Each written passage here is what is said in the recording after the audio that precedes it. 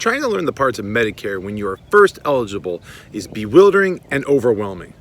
All of our lives, we've had our insurance options presented to us by an employer. And then, go ahead and turn 65, and you have 4 parts of Medicare, 10 Medigap options. We have to learn all about supplementals and Part D options too. Hi, I'm Scott Richards, licensed insurance agent. And today, we'll be discussing Medicare and its 4 distinctive parts on this episode of And Surely You Wanted to Know. That's good. Hello again.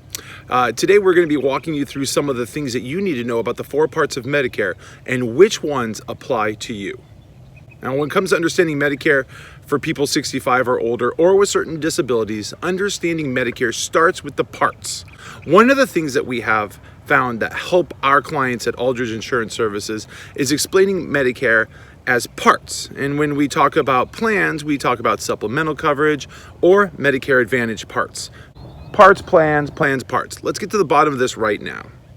So Part A is hospital coverage. You want to think of this as your room and board. It's going to pay for a semi-private room, including 3 square meals a day, that nice nurse that comes to check in on you. Many people don't realize that some of the things that happen in a hospital actually fall under another part, Part B. Now, Part B is your outpatient medical coverage. This is generally going to be things like doctor's visits, lab work, physical therapy, medical supplies.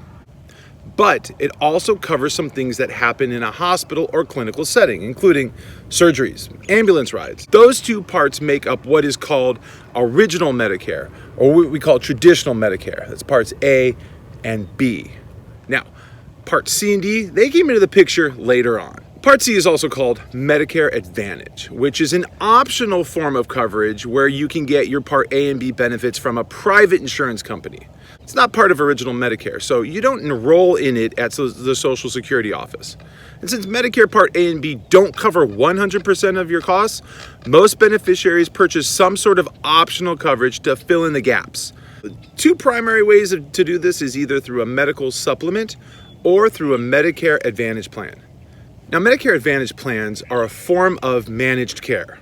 If you enroll in one, you get Parts A and B benefits through the plan's network providers instead of through original Medicare. And to qualify for a Medicare Advantage plan, you must be enrolled in Parts A and B and live in the plan's service area.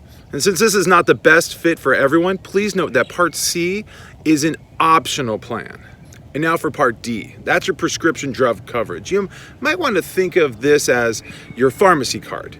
It's going to allow you to pick up your retail prescription drugs at your local pharmacy. Part D is voluntary, and not everyone needs it.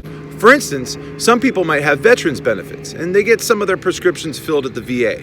However, if you don't enroll in Part D when you are first eligible, and you decide to enroll in it later, you might be subject to a late penalty. Well, there you have it. You're now one step closer to become a full-blown Medicare guru.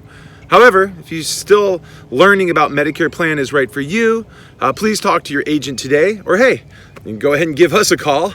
We can talk it over with you as well. I hope you all have a wonderful day. I surely will.